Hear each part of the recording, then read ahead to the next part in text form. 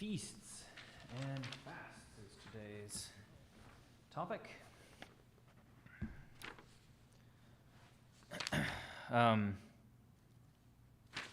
So we have in the Orthodox Church 12 great feasts, and Pascha, which is not numbered among the great feasts. Why is that? You can read ahead and cheat a little bit, or if you know off the top of your head. Why is it not part of the... Yeah, why don't we consider Pascha, or Easter, one of the great feasts? It's called the Feast of Feasts? Yeah. Yeah. It outranks the 12 feasts, right? Not that it's below, but that it's above. Yep. So, part of the way this is played out through the year, well, let me ask it the other way. When do we celebrate Pascha or Easter in the Orthodox Church? Is it different every year? It is. About around the time? Yeah. Springtime? Around there? Yep. That's one of the times. When else? I'm not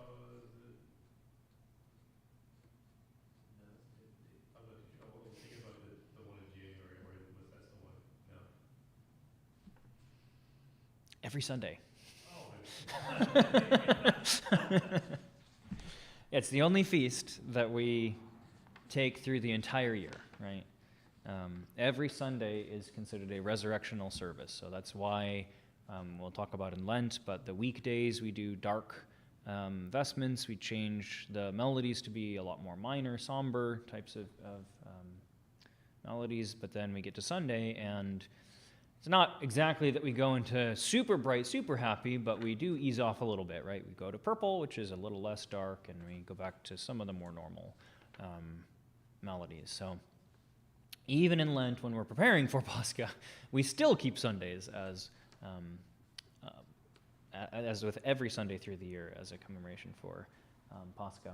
And with only very rare exception, we will always you'll always hear hymnography on Sundays for the resurrection.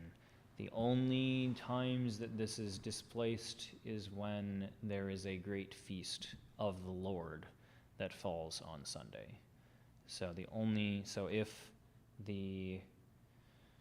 if Nativity, for example, were to fall on a Sunday, we would do just the hymns for Nativity, being a great feast of the Lord.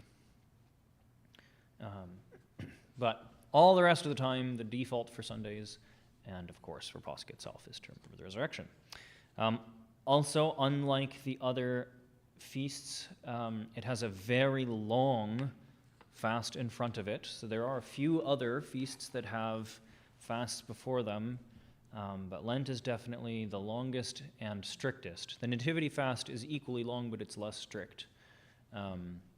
We're allowed fish, wine, and oil pretty much every weekend, and any time there's a whiff of anything festal during the weekdays. Whereas in Lent, there's only one exception, which is Annunciation. All the rest of the time, it's a very strict fast. And then, of course, we have the feast itself, which lasts for a week. So we don't just have Easter on one singular day. We have Pascha and we have Bright Week, when we celebrate the Paschal services again and again and again, every day for that week. Of course, many parishes don't have the energy or the people to really truly pull that off. But usually they'll try and do at least some of those services. And you'll see they are all identical. There's very, very little change between the first day and all the rest of the week through Bright Week. And then we get into Paschal Tide afterwards, where we continue to have some, at least, Paschal elements to the services until we get to the end of that, which is, we see kind of a miniature form of this with some of the other feasts, but there's none of them that we celebrate for anywhere near as long or intensely, nor prepare as strictly for as Pascha. It very much is in a class of its own in that regard. All right, the 12 great feasts here, I have an order of what? The liturgical calendar, yes, which starts in September and goes through August. Do you know why? Don't have to. I'm just. You said from September to basically next Mm-hmm. year? Is it like, does it go back to like that was just like the old Roman calendar, or at least like the Basically. like crops would grow, stuff like that too? Yeah, the Roman calendar was the indiction was the beginning of basically the civil year. So, yep. But it also means that we have sort of a progression through the different feasts through the life of Christ. There's a few that are a little bit out of order, but for the most part, we're kind of progressing through the life of Christ. Starting with the nativity of the Theotokos and ending with her dormition, her death. So I'll just give you a very quick note on what each of these are. If there's something you have a particular question on, please ask. I literally have a class that goes through each of these. So there's a lot that could be talked about on each of these, and I cannot possibly in this one session say everything there is to say. But if one of them is of particular interest, please feel free to ask. So the first one, the Nativity of the Theotokos, her birth, celebrates, again, her birth to her barren parents, Joachim and Anna, who were much older, and were honestly not really expecting to have a child at that point. They had been barren for many, many years and had more or less, well, not entirely lost hope, obviously, but the next one is the exaltation or elevation of the cross. This has a much longer universal exaltation of the life-giving and precious and life-giving cross.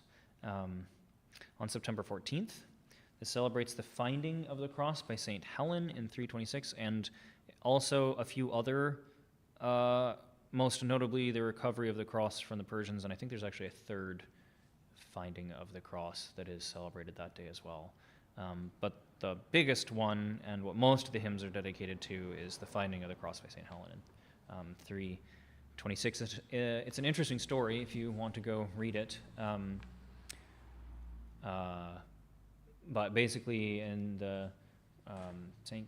Constantine's journey to becoming Christian, he felt a very fervent desire to retrieve the cross that Christ was on, and so his mother, also being Christian, volunteered to go find it, basically. So she spends a good amount of time going around.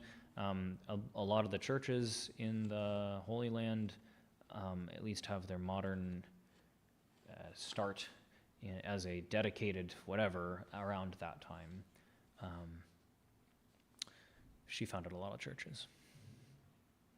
All right, presentation of the Theotokos into the temple. So it was the part of the Jewish law that the firstborn always be brought to the temple. So Saints Joachim and Anna, having their first child, bring her to the temple to be dedicated. And as a thank you for having her at all, again, because they were barren and were not expecting to be able to have a child, they gave her to the temple to basically live there as a virgin. I think I've talked about this before, but basically the temple, the Jews understood at the time that the Christ, the Messiah, would come from a virgin, and so they sort of kept on retain a number of virgins living in the temple. So she was not unique in the specific regard to her being at the temple. However, the story of her entering the Holy of Holies, being fed by angels, all that good stuff, that was unique to her, yes. But she was not the only one there.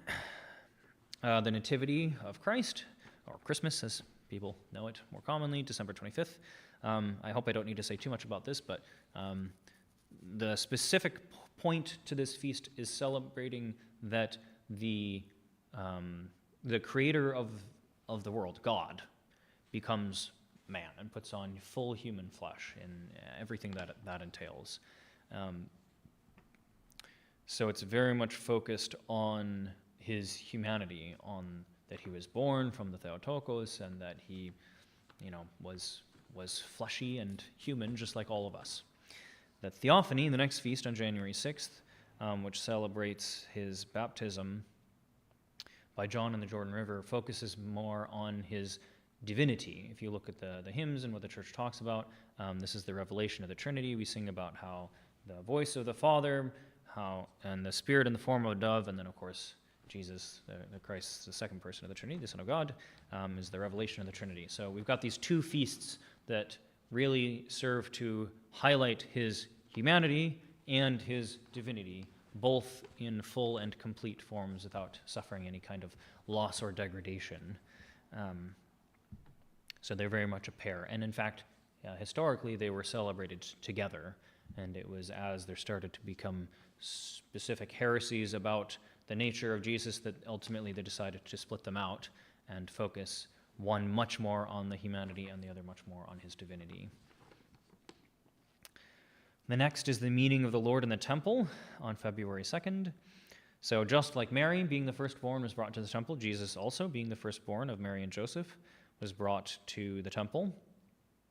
We also celebrate that this was, although of course would have been the same for Anna, but the purification rites after giving birth, this we still do for women, although not because they are ritually unclean, as the Jews would have said, but just acknowledging the fact that childbirth is rather intensive for the mother and is, even in good cases, can often be still somewhat traumatic. Certainly for the mother, but even more so for the infant. So the church encourages both mother and infant to just stay at home. Don't worry about preparation for communion or confession or anything like that. Just focus on bonding and making sure the infant's healthy and whatnot, and then come back. And that's when we do the churching, which is both for the mother and for the infant. And then, of course, there was the redemption of the firstborn son according to the Torah law, which, like I said, same thing that would have been done with Mary.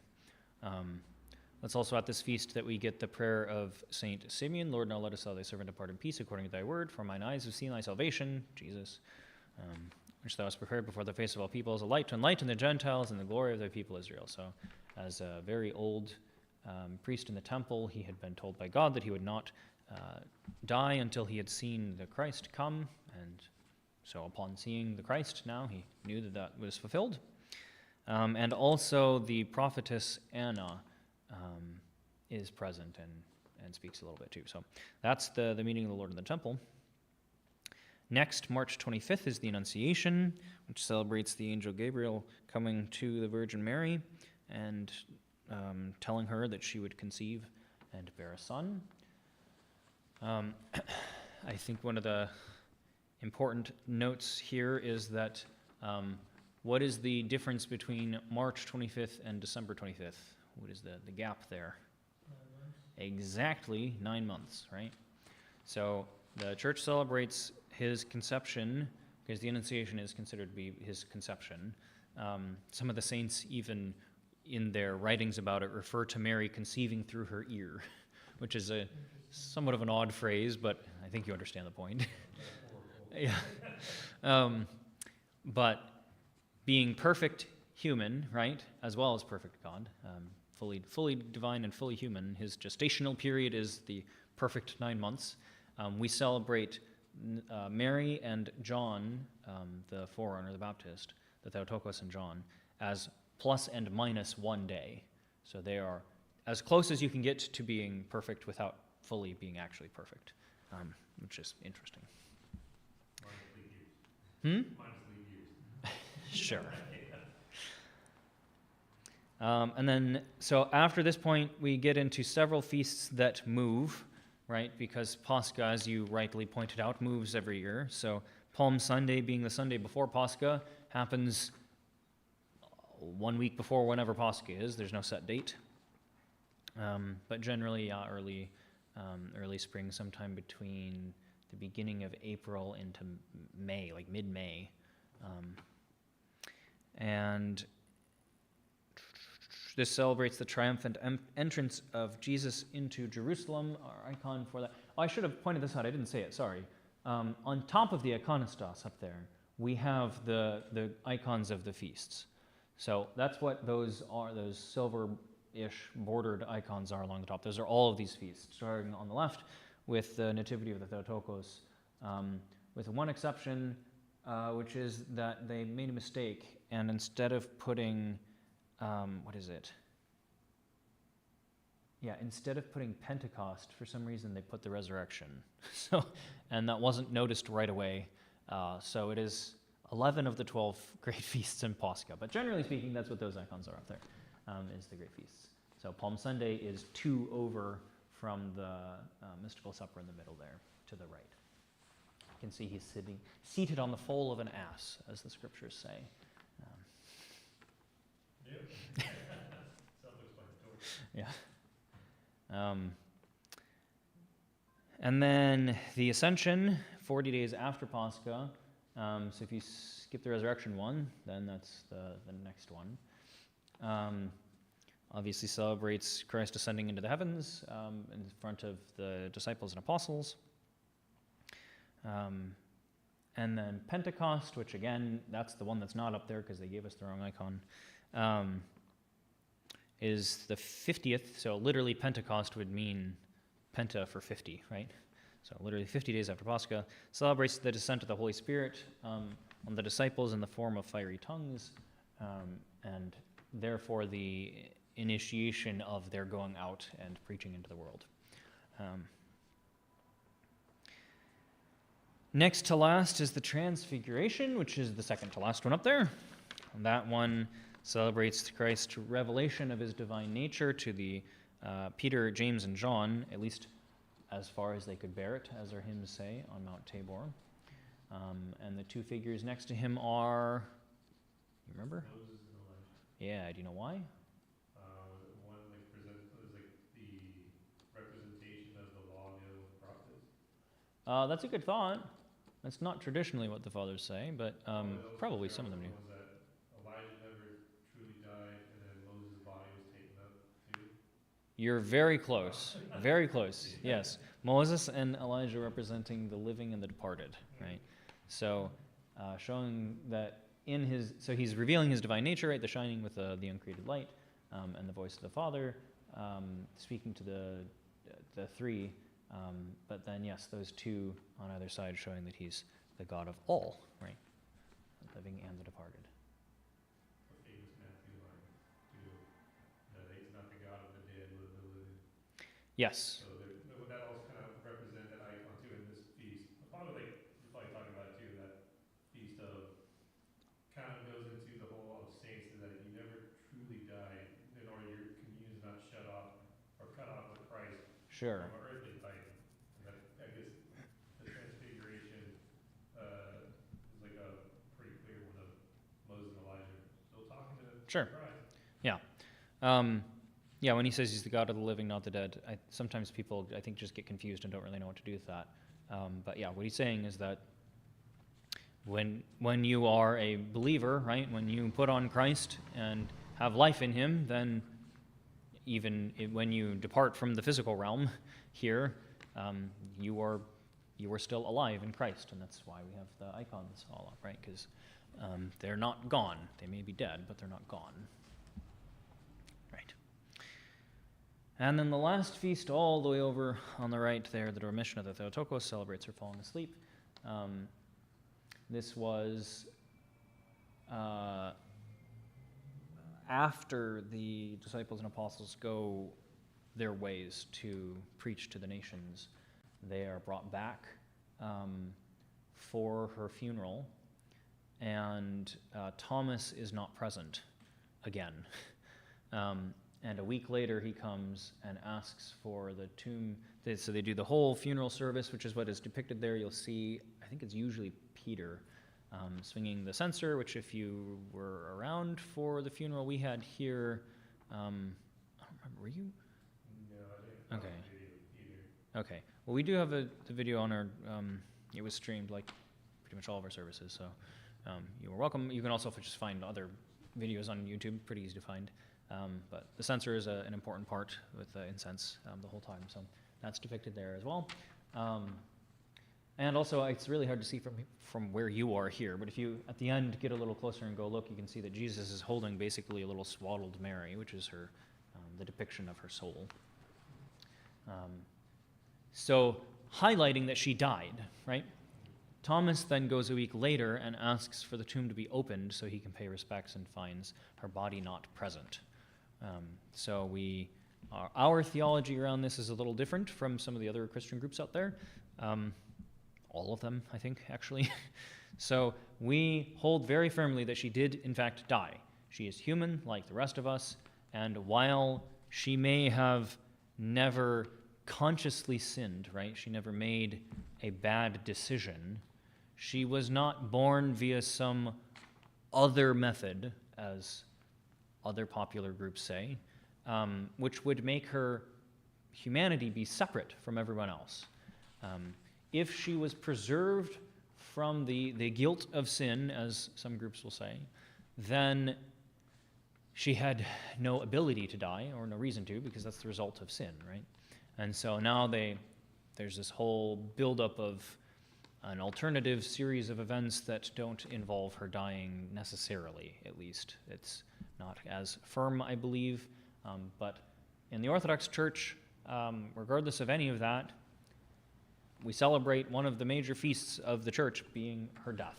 Very specifically, her dying, having a funeral service with all of the apostles present, having a funeral procession to lay her in a tomb, and then that being opened a week later to find that she had been preserved from corruption after death, but not before. Does that make sense? I only highlight that because, again, that is a pretty major point of distinction between Orthodox theology and other groups. So if you're not familiar with that, then she died.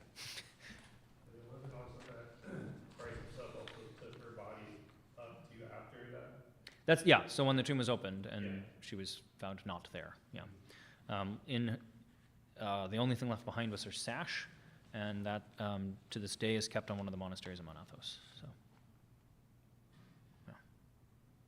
I do find it really kind of a deep and beautiful thing though that still our liturgical calendar is basically just the life of Mary though too, Mm-hmm. but within that is obviously celebrating Christ, but it's almost kind of like the life of the church too is kind of birthed literally almost out of like really kind of a Mary of sorts without being like a weird metaphor, because you start with her living and then it ends with her dormition. Mm-hmm.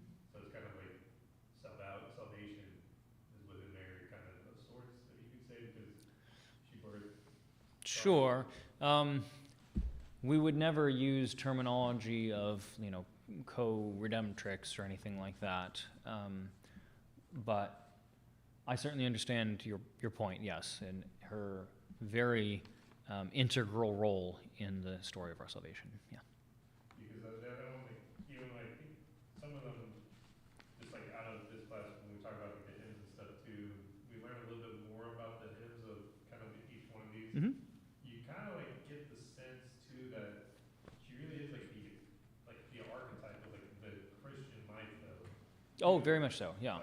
Because when you're talking about too, when we talk about the Dormition, that she is sinless in the sense that she's not different from anybody else, like you said, like her humanity, but she lived the sinless life and therefore she became uncorrupted and all these things from her birth to this one though.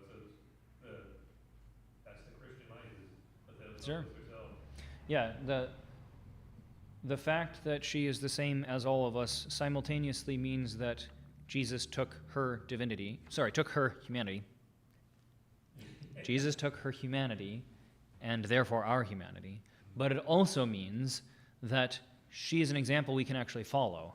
If she was preserved from sin in some other way, then we can't do what she did, because we weren't given that special path to birth. So she is just sort of an interesting and unique person, but there's nothing we can really do with that. So that's why it's very important for us that she be just a normal human like the rest of us, just one that made very good decisions, which we don't make, but And even like one of the small I would admire ones is like even think of in iconography too, you don't quite get throughout the other stuff is she's really kind of like the center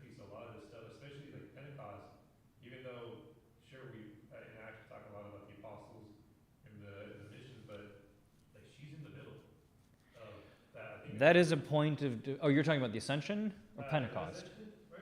That's Ascension, yeah. Yep. I mean, but I've seen like other icons where like she's like depicted a lot as like in the middle of everything. Too. You will see some icons for Pentecost that show her in the middle. It's debated as to whether or not she should be placed there, but yeah. All right. So those are the 12 great feasts and Pascha. Those are certainly not all of our feasts. There's kind of a half step down. These are feasts. Well, the first one is a feast of the Lord and is almost treated like one, but is almost kind of not. And that is the Feast of the Circumcision of Christ, which is on January 1st. It is the only feast of the Lord that is ever combined with anything or anyone else, and that is St. Basil. The Feast of St. Basil is also on January 1st, and so those two are done together. The only time I'm aware of that you would do that service only for the circumcision is if you were in a parish dedicated to the circumcision, which would be bizarre in today's world, I think. It's difficult enough to convince people to come to the Orthodox Church. I can't imagine if you were inviting them to come to Holy Circumcision. I have seen, one of the papers I wrote in seminary, I was looking through some of the hymns of the feast, and I saw the rubrical note saying, if the parish be dedicated to the feast. I was like, cool. Anyway, and then there are other sort of like full step down that are still treated as a very big deal and are definitely considered to be larger feasts than the vigil rank feast for, St. Herman of Alaska or St. John of San Francisco or St. Tikhon or St. Gregory or, whatever, right? And those are the feasts of St. John, his nativity and beheading and conception. They're all treated as bigger deals. And in fact, his beheading is one of the only feasts that is itself a fast day. I don't remember if I put that in here. I think so. The only exception to that is the elevation of the cross, is the other one, that is a feast that is itself a fast day. The Feast of the Three Hierarchs and the Protecting Veil of the Mother of God, these are all considered to be like very big deals. Slightly more so than for pretty much all of the other saints. But then, of course, like I said, there are plenty of other saints every day when you come to these services. I'm singing about some saint or other. Today, we spent a little time talking about Saints Galaction and Epistemus, who are commemorated this day. They're a daily rank, so we don't give them any, special fanfare or anything, but we still do a service to them. And we have multiple ranks of feasts, so I won't get into all that right now, but all the way up to the highest, which would be oftentimes the local saints, like I mentioned before, St. John of, any of these right here in the middle of the back. Those are all the North American saints, and they're more or less all given a higher rank than they might have elsewhere in the world, where they're often, so for example, a lot of these, well, not a lot of, some of these saints are commemorated outside of the U.S., but they would not be given the same vigil rank, festivities that they're given here. We would make a big deal out of them because they're from here, from North America. The church in Europe or in the Slavic lands or in Greece or whatever, if they remember them, which they certainly might, would probably rank them as a much lower feast and would instead bump, other local saints for them much higher than we would celebrate them here. Another good example is like St. Patrick, right? Yeah. We have a celebration for St. Patrick. It's not some like major feast for us. I mean, we have them on the calendar, right? But if you're in Ireland, that would be a different story, right? So, all right. I list some of the ones here for North America: St. Herman, St. Innocent, St. Raphael, St. Alexis, St. Jacob, St. Peter, St. John of Shanghai, St. Nikolai, and St. Olga. Generally would not be celebrated, but certainly could be. Especially some of the ones like St. John, who did serve elsewhere. Sometimes he's remembered as St. John of Shanghai in San Francisco. St. Tikhon would eventually go on to be made Metropolitan of Moscow. Patriarch Tikhon, so, he's certainly remembered there. St. John Kucherov was one of the first martyrs of the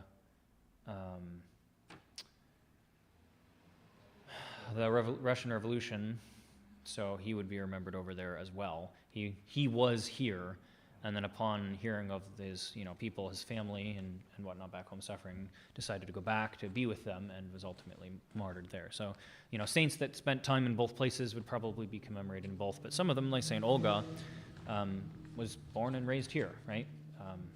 So she certainly could have some special devotion formed elsewhere in the world, but not as likely. So, all right. Those are the feasts. Any questions about any of the feasts? Would you mind elaborating more, too, because I remember you told me of kind of really the importance of a feast. It's not just really like the remembering of that saint, but there's a more deeper reason why it's a big deal for, like when we went to, well now the St. Seraphim opened in Santa Rosa, but I remember you telling me that it's why all the parishes come to those particular, like not particular ones, I'm sorry, but a feast of like when we had ours here, that it's a big deal that all the Orthodox come to multiple ones too, because it's not just like, oh, we're just celebrating this because this is the day we do it. Like there's like a deeper thing of why Sure. feasts are a big deal. To clarify, I think you're asking specifically about parish feasts. Is that correct? Yeah, and then like Okay. like why like people from the outside perspective of Orthodoxy just they would say, oh, it's because it's their patron saint, but Yeah. it's more because why all the Orthodox in that area should most likely go. Yeah, so just to give a little bit of context for that question. So I just said that we have these different ranks of feasts and that you might not celebrate Saints Galaction and Epistemus much beyond the little bit of hymnography they have for the day. However, you're absolutely right. If you had a parish dedicated to that saint, then it would be, the commemoration, the celebration would be bumped up to almost as high as it can go without being quite equal to the great feasts. So a great example of that is St. Christina. She's an old enough saint to be commemorated most places around the world. However, usually she would be about the lowest rank of commemoration. Not that she's not a wonderful saint, but there's just a lot of them and you can't do feasts every day. But being our parish feast, we make it a big deal, right? We change all of the covers to be red because she was a martyr, and we sing a whole bunch of festal things. We do procession, we bring her relics out. It becomes a much bigger deal than you would find anywhere else, with the exception maybe of if there still was a functioning Orthodox church in Tyre, where she was from, which is now an entirely Muslim city. But if there was still an Orthodox church there that was functional, then maybe that would be the only other place that you'd see a really high-ranking celebration for her. So why is it important that everyone comes together for them? Well, this is the opportunity for the community to celebrate their patron, right? We spend a lot of time praying to our patron saint. Every service you'll hear me give a dismissal at the end, and I always mention her name. With only rare exception, the choir here will sing her hymnography almost every service we do. We remember her all the time. And so on her feast, we have a special commemoration where we make it, like I said, a really, really big deal so that we can all come together and celebrate her, remember her. It's an opportunity to strengthen the community here. We don't live in a country where these types of celebrations are very common as a whole, with maybe a few sort of national holidays that, 4th of July or something. It's kind of similar in a way to that kind of celebration where right? I can, if I travel abroad, I can sit in whatever country I'm in and celebrate the 4th of July, but it's not going to mean anywhere near as much as everyone coming together like they do here and having a big celebration with fireworks and, whatever else, parades and stuff like that people do here, right? It just means a lot more when you have that much larger of a celebration. And that's basically what we're doing with these parish feasts, is the whole, the broader community, not just the people that usually go there, but even from surrounding areas, come together into this very large feast where we all celebrate, not quite as much as we can, because we can go certainly higher for Pascha and some of the other great feasts, but just about one step down from that. And it makes it then, again, that much more of a joyful celebration to have everyone there together that you just don't get if it's you by yourself, So, yeah. And again, I mean, the body of Christ, right, is obviously present when 2 or 3 are together, but even more so when it's 20 or 30 or 200 or 300, right?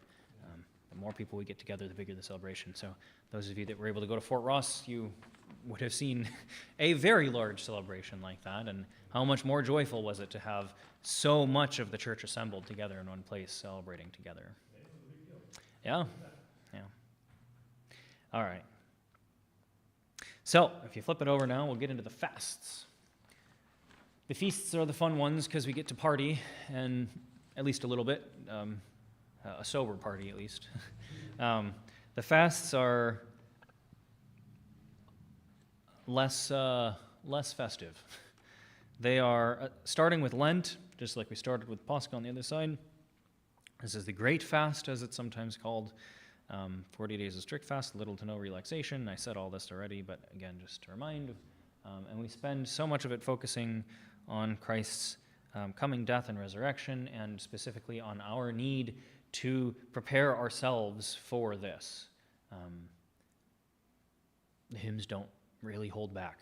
So if you have a chance to go to some of those Lenten services, especially the weekday ones, pay attention to what's being said, because it's powerful. That's not the only fast, though, obviously. We have others through the year, although I guess maybe that's not obvious if you're coming from certain groups. But we do have other fasts through the year.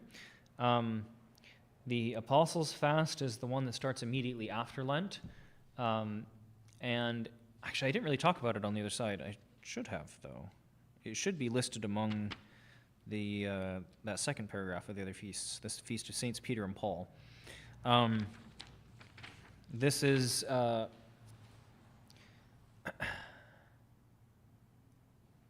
I don't really talk about it here much, but so it's in preparation for the feast of Saints Peter and Paul on June 29th. We don't have a specific feast for Saint Peter or Paul as a separate thing. The church hasn't ever had that for us. We only have, and we've maintained since forever, the combined feast of both of them on June 29th.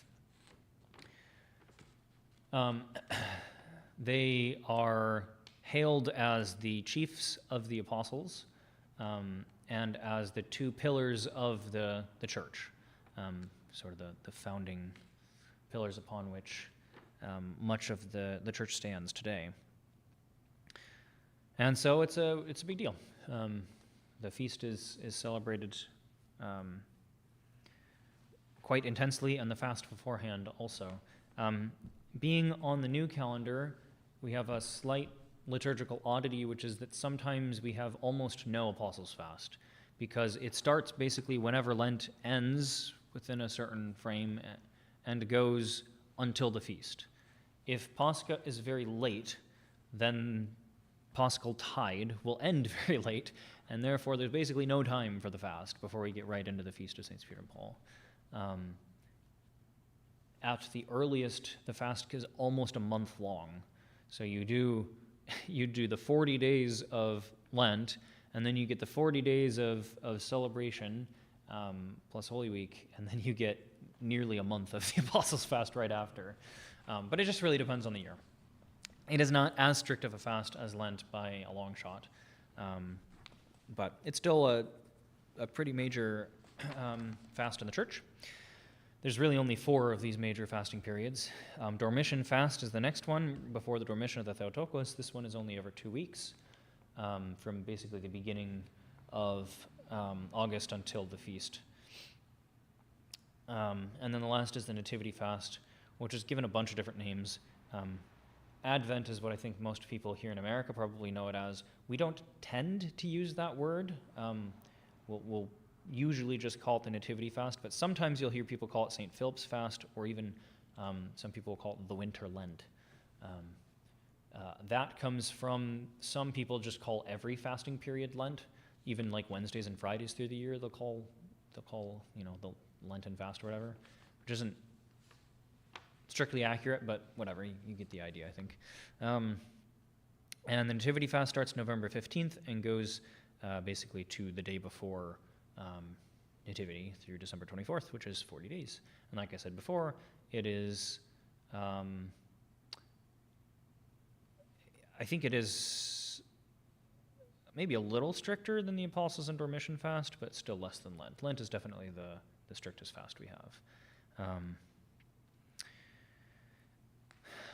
Questions about those major fasting periods? Okay. Then we have a few one-off days that are strict fasts. The Eve of Theophany, January 5th. A lot of people forget about this one because we've just had all the festive stuff for Nativity, and then we have to remember there's one day of fast right before we get to Theophany. The beheading of St. John the Baptist, which I called out before, is one of those where it's a feast and a fast, and then, of course, like I said, also the elevation of the cross on September 14th.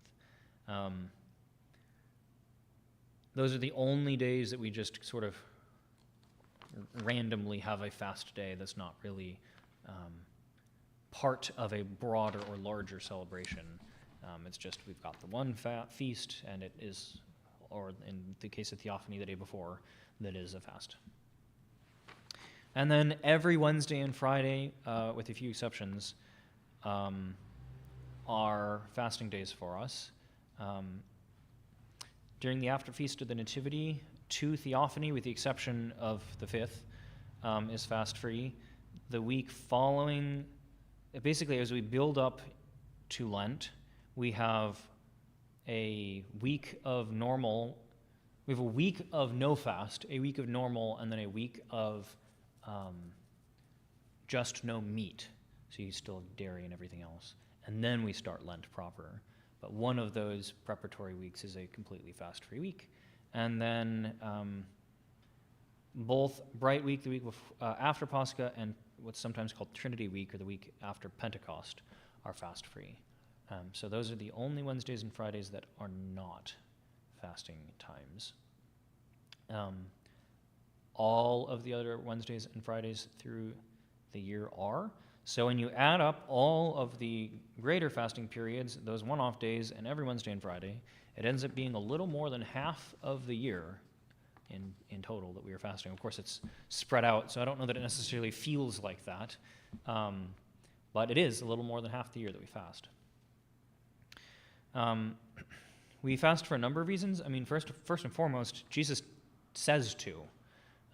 The apostles at one point in time ask why they're unable to cast out a demon, and what does he say they need to be doing? This kind can only come out with prayer and fasting, yeah, which implies you need to pray and fast, right? I'm not entirely certain why fasting has fallen away so aggressively in the Christian world today, other than that it's hard and I don't want to, which I think is a common thread. But for some reason, prayer is something everyone's stuck to, even though that's time away from your day. You could have been doing other things, but for some reason, everyone's fine with prayer, but no one wants to do the fasting thing. But there's a few reasons that we do it beyond that. One, it's just a good opportunity to focus on the things we're supposed to be focusing on. Food is one of those things that, I mean, different people care different amounts about, but pretty much everyone has to spend some amount of time every day thinking about what they're going to eat. During fasting periods, we tend to eat very simple foods, so there's probably less thought that needs to be put into it. It's also, because it's simpler foods, it should anyway be cheaper, and so you have more money to put into charitable works. Many of the saints write about part of part of one of the major elements of fasting being the increase of charitable works because of the money you're saving. Unfortunately, again, in today's world, sometimes people will replace expensive meat items with expensive vegan meat replacements, and that kind of defeats the purpose. The point isn't to just check the box to say, I technically did not consume anything from an animal today. The point is to eat simple, is to reduce the amount you are eating and the complexity of what you're eating so that it is cheaper and easier. Of course, there's a variety of reasons why that may or may not be able to happen. If you've got kids, you're just going to do what you can do to make it through and get them to eat something. If you're an intense, triathlon athlete or something, if you're trying to run a marathon and you need the calories and whatever, okay, well, you're going to do what you have to do. Like Olympic athletes, for example, will often have a modified, Orthodox Olympic athletes will have a modified prayer fasting rule. They still fast, but it will often allow, say, eggs or something like that, just because your body is using a lot, and the point of fasting is not to make you into a cripple that is, weak and unable to do anything.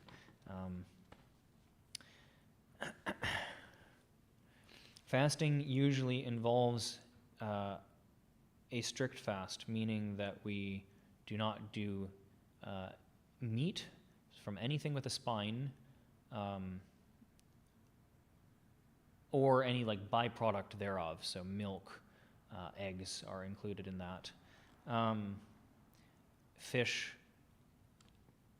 really the only exception is insects, whether that they be of the sea like shrimp or of the land, although we don't eat a lot of land insects these days, but and certain things like squid and octopus are technically considered okay, crab, lobster. Some of these you can probably imagine might technically be fasting, like lobster, and yet I would also not recommend having them because of how expensive they are. Again, it kind of defeats the purpose.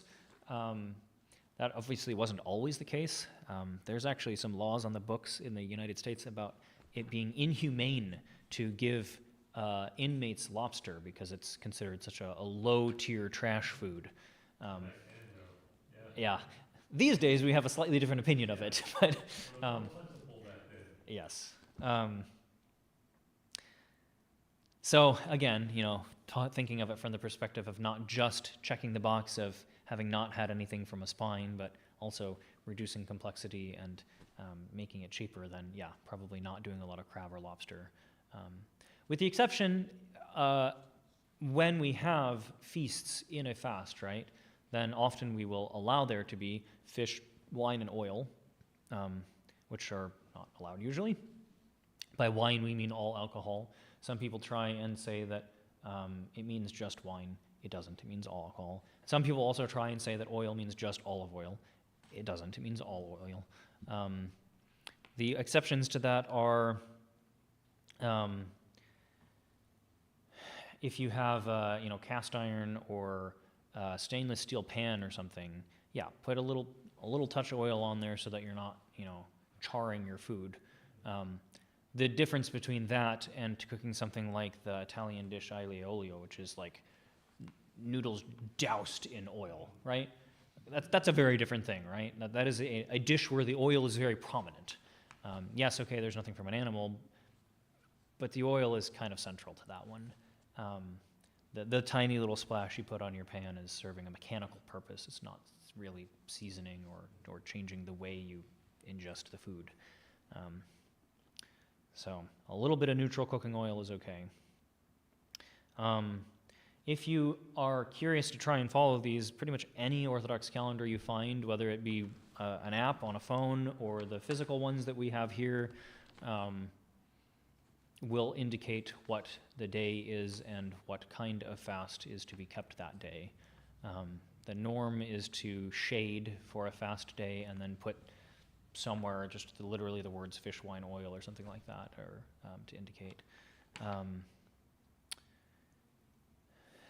Technically, there are a few times when we allow wine and oil but not fish, but again, I can't remember when all those are. You just read the calendar. It's far too much to try and keep track of all of that in your head. Oh, the other thing is that, so a lot of the fathers talk about how fasting, by being simpler, by being lighter, right, not having fatty foods, it makes it easier to, basically easier to pray, not having all of this, heavy food lulling you to sleep, is what they'll talk about. That it keeps you a little more light on your toes, which makes it easier to keep up the generally increased prayer that you would also be doing during these fasting periods. And if you've been here for Lent, you know we do a lot of prostrations, so good to not have lots of heavy food in your stomach while you're trying to do millions of prostrations.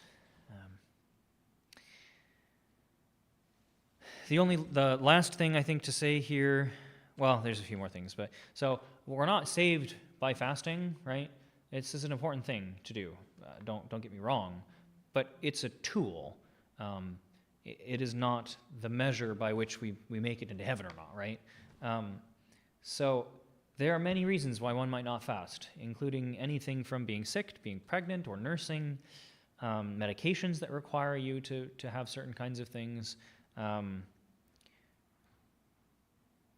or even if you're visiting family or something that's not Orthodox, right? And if they've made something out of the kindness of their heart, out of a love for you, eat it. Don't be a glutton, right? If it's a fasting period and you're being presented with some, super awesome but very not fast-friendly meal, be polite, right? Eat some of it. Just don't, have 4 helpings of it, right? Have enough to be polite.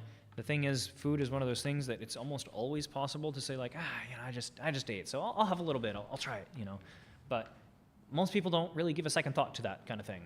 Whether it's a company party or a friend that's made something or whatever, like it's almost always socially acceptable to just have some and then, move on from there. So do that. It's pretty easy to do that. The other thing is just as you're coming into the church, it is the norm to establish with your local priest a prayer and fasting rule, and it will be relaxed. It's a lot to try and take it on all at once.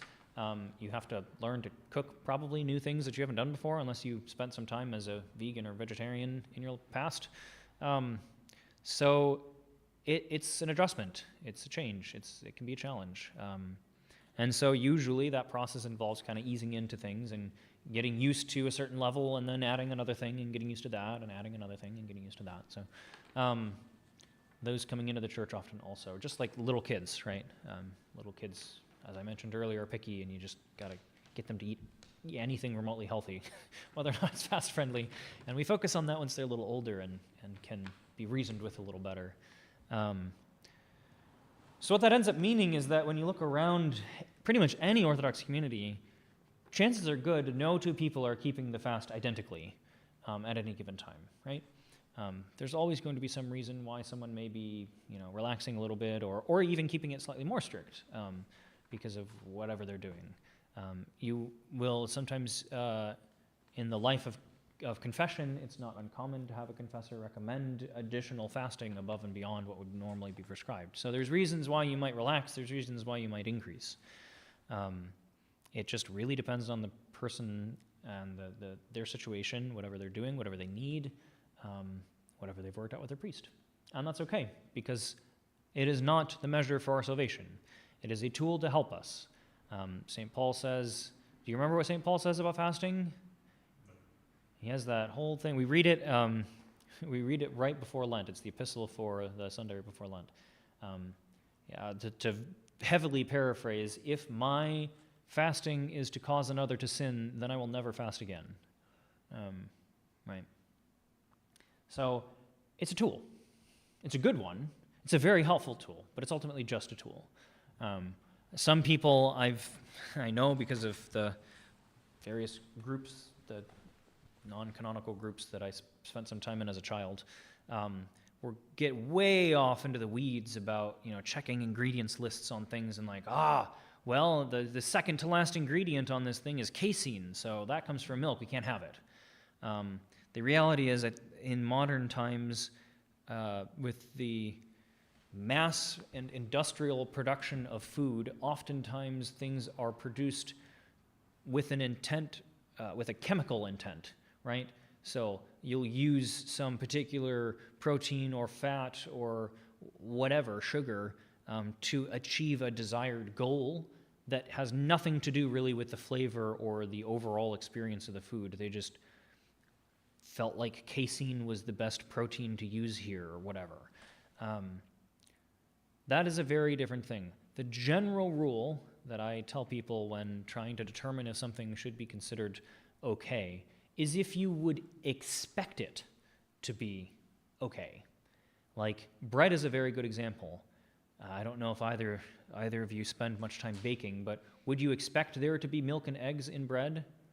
No, most of the time you would not, unless you have a milk bread or an egg bread, right? We have types of breads that have those things, certain types of like sweet rolls or muffins or cakes, right? There are types of bready things that have milk and eggs in them, but usually a loaf of like sandwich bread or whatever, sourdough, that kind of thing, wouldn't. I wouldn't bother looking at the ingredients list on a loaf of sandwich bread. Might it have something that is technically not okay? Sure. But your experience of it wouldn't betray that. You wouldn't know unless you had checked that label. Whereas with something like milk bread, well, A, it's in the name, but 2, you're doing a different thing, right? It will turn out differently than a normal loaf of bread, right? And so you expect it to be different. And therefore, whether or not it technically may have milk in it, or if they've made a milk bread that just uses palm oil and coconut milk or something, I don't know, to achieve a similar goal, I would not usually consider that to be Lenten.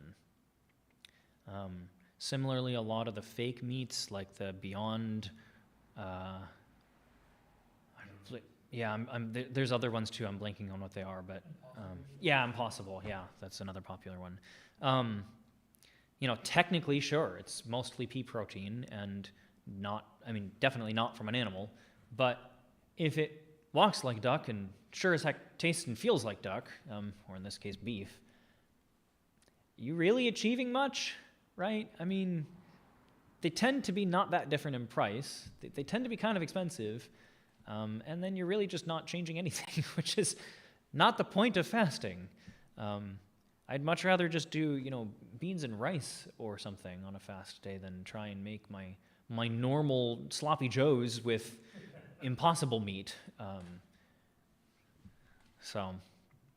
And obviously, again, everyone's going to fast a little differently. So, maybe if you are in a situation where you need something, fine, talk to your priest. And maybe it does make sense to do that then as a way to technically be avoiding meat, but still get some additional protein or something. But there are usually cheaper ways, like eggs tend to be one of the cheaper forms of protein out there that's not meat, right? You can do a lot with putting them in things to hide it a little bit or whatever, but overall they tend to be a lot cheaper than red meats. And there you go. Now you've got the protein you need without jumping to chicken or beef or something like that. So. I think it's kind of interesting too for our Western eyes too, and our lifestyle, especially like how much like we reduced from even like scripture for the various groups that call themselves like scripture oriented. Like it's pretty clear, like a lot. It comes out, especially in Acts with St. Paul and St. Peter. Yeah. They're fasting, and then it kind of intensifies their prayer and everything. Like he says, like St. Paul makes a pretty clear statement on fasting too, but yeah. Like it's always like been there too. It's just kind of like we don't use that tool anymore because we just don't do those type of things anymore. At least in this Western part of the world and everything. Even the Catholic Church, which used to do more, has backed off substantially from their traditional fasting rules. So, pretty much no matter what your background is, the fasting practice will be little to nothing compared to what we do anyway. So it's a big change. It can be a lot. Don't try and do it all at once. And I think in the Catholic tradition now, it's kind of where like you kind of pick what you want to fast, and even then they've changed the dynamic of fast. It's not even a fast. It's like, oh, I'm going to give up chocolate, or I will try not to swear as much during Easter and everything like that. So taking on like these different forms, or even like a friend of mine who was asking about fasting and stuff too. Like his mind, it equates to like the Muslim practice during Ramadan, where they don't eat anything during the day. Yes. So like I guess that's like why when some people would hear about fasting, they think of different ideas of the other groups that do it, but Yeah. in a Christian tradition, it's just not. Yeah, I was realizing I don't think I really put it on here, but we do actually have a distinction between what is sometimes referred to as like a complete fast versus what we would consider to be normal fasting. A complete fast is when we don't eat anything at all. And really the only time that's done on the regular is before communion, from midnight the night before until whenever you receive. So that's the only time when we would do nothing. It's a few hours. I guess you don't get to have your morning coffee, but otherwise, I mean, it's not like it's some crazy long period of time. There are some, you may run into, if you are at all online, people that talk about, for example, keeping a complete fast for at least some part of the first week of Lent, sometimes called Clean Week, and sometimes for certain parts of Holy Week as well, especially Holy Friday. That's a practice. You will not even, it is not so much a practice that you will find any calendar, to my knowledge, that would tell you to do that. Actually, I think January 5th is sometimes people will also say should be completely no food. That's not really normal. so don't do that. It's not like wrong. It's not necessarily bad, but our bodies are really not used to doing that. I mean, fasting as a whole can be pretty hard to just do. Both to start and to end, actually. Both sides can be pretty hard on your body. Even more so if you just cut off eating altogether. It's very, very hard on your body. So certainly if you wanted to do that kind of thing, talk to your priest, which in your case would be me. It's certainly doable, but you just want to be very careful that you're not overdoing it, because it can very quickly be another thing on the pile that ends up leading to burnout, which isn't what we want. So. Yeah, but it's like you said, it's a tool. So if you're turning into a kind of disabilities, it doesn't sound like a tool anymore. Yeah. I think like the other one that kind of gets glossed over, I think but you put it in there too, of it's preparation for stuff too. So I think a lot of people is, Right, yeah. It's a lot of people look at fasting again through our modern Western eyes of just like, oh, it's hard on my body, but like you said, these all precede a major feast and a major event that we're all coming together to as part of the worship and liturgical lifestyle. I didn't put it in here because I didn't really talk about that either, but technically, it is the norm to fast, say, before ordinations or monastic tonsure, or even some places I think I've heard of it, like before, baptism or chrismation. But again, it isn't something you'll find written in the calendar. But again, highlighting the fasting as a form of preparation for something. Yeah, very much so. Yeah, I've even heard some people in here say too, like that they look at fasting, their fast times are even so Wednesday and Friday, like it deepens their prayers even, which again, like you would think like, oh, like I want my normal meals and stuff, but then like here there, it's like I kind of like it now because if I can, like you said, get more deeper in my prayers, which you see the scriptures with St. Peter, St. Paul, where they need to really intensely prayer. Yeah. There's fasting in it. Yeah. Yeah, it is a very different thing than most people are used to doing, the way we do it anyway. So, like I said, it's a good thing. It's a very useful tool. It can very easily be overused and cause problems. So please don't try and just do it all at once, because that will go poorly. Talk to me, or if you are traveling or whatever, talk to some priest about it and figure out what works for you, what is going to be healthy and appropriate for you, what is going to be doable and spiritually beneficial for you. And it probably won't be I can almost guarantee it won't be everything. There will be some element of relaxing it at least a little bit, but like I said, that is the norm, because it's a tool. It's not a method for our salvation, strictly speaking. It is just one of many things we do to help prepare ourselves and kind of turn back to the good things. I read online that, sorry, were you gonna say something? No. That fasting shouldn't be done like on an individual basis, we should do it as an Orthodox community, because it could lead to pride. Mm-hmm. So I was gonna ask you that,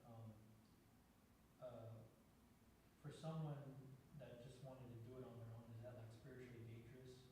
I mean, almost any time you go off and do anything alone, it can be dangerous, right? Like, I even mean, just a prayer rule, like that could be dangerous, or like a scripture rule?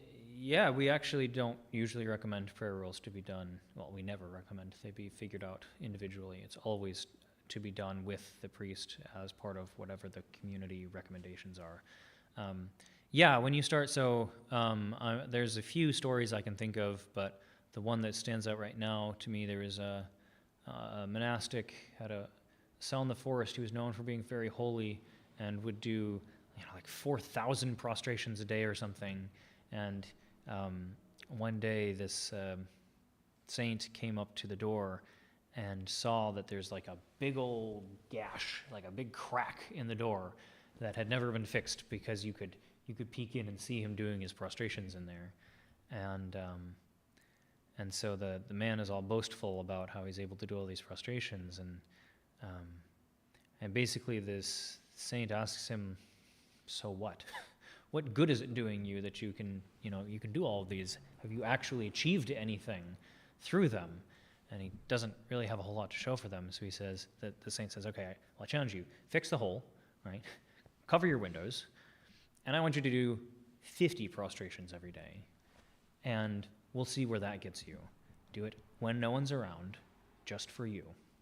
And the story at least goes that he could not do 50 when he was not being watched, when it was not a form of pride, when it was truly a spiritual practice. It was very challenging to do that many. Eventually he was able to, and was able to see some gains in spiritual growth, but when it was just for show, it didn't mean anything, right? So sure, it becomes very easy to, well, whatever, right? But that's not the point, right?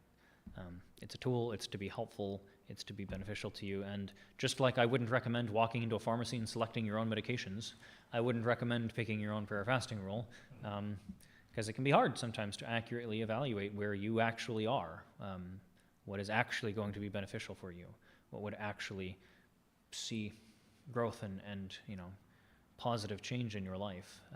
Sometimes people can do that. Most of the time, probably not. So having someone else, your confessor, spiritual father, who can be that outside person to give you a slightly more accurate pulse on where you actually are, probably the safest option. And at that, like you pointed out, it will pretty much always be within the guidelines of what the community as a whole is already doing. So I don't give recommendations to people that are wildly outside the bounds of what I would give most other people here. A good example being, like I called out earlier with the eggs, right? Sometimes people come to me and be like, hey, I've been told I have to have X, Y, and Z with this particular medication, so can I do boiled chicken, for example? And I'll say, no, that's not what we do here. If you need protein, go do a white fish. It's cheap and it still keeps the fast. We relax fasts with fish pretty regularly, so do that. If that still doesn't work, do an egg. If that still doesn't work, then come talk to me, but it sounds like you should also probably go talk to your provider.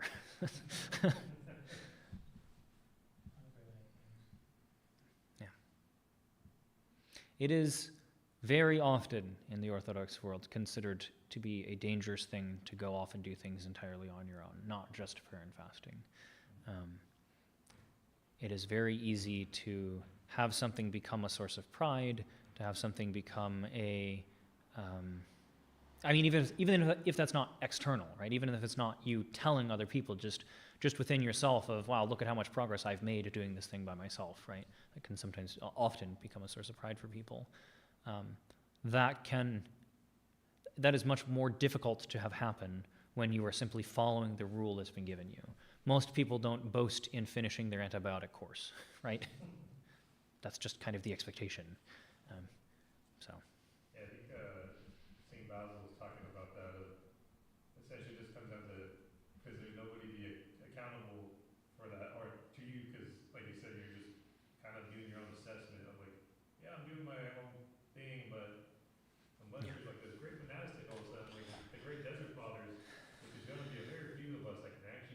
Sure. Yeah, that's what he was making the point of that was that you can't be, the community, that one he was talking about, the community will not hold you accountable because you're just doing your own thing. Mhm. You're not living within the church, basically.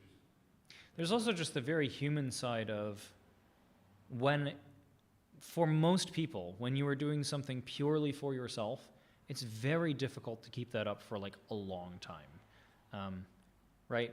Most people go through a phase where they run every day, but how many people truly keep that up over their entire life, right? And that's really what we're talking about, is something that's expected to be your entire life, right? So when you're doing it just for yourself, I mean, sure, you might be very focused and very dedicated to doing that for a few months, maybe a year or two. But are you really going to keep that up for the next 20 years, the next 30, 40, 50 years? I mean, it's, as you pointed out, some of the Desert Fathers maybe, but certainly not most people. And that's where having almost literally anyone else involved can make a very big difference to helping you keep that up, and having it not just kind of fall away because you moved and fell off the horse and never got back on or whatever, right? So, yeah. Other questions or comments or concerns? I like to remind, because fasting is a challenge, and if you are trying to start something, it can be hard to know what is healthy and appropriate. I like to have some cookbooks here. Help get you started. I believe that the library has, I think they said they have all of these now.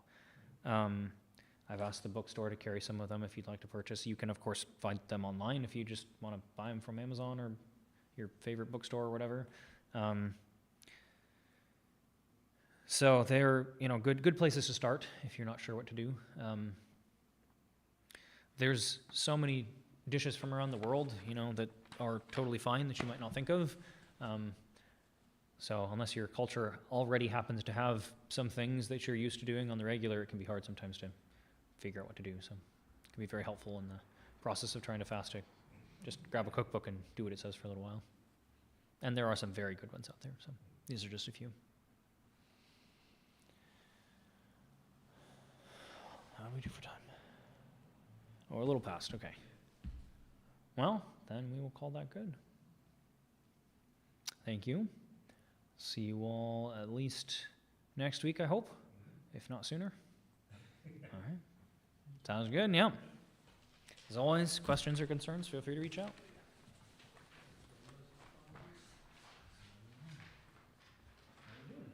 Good, how are you?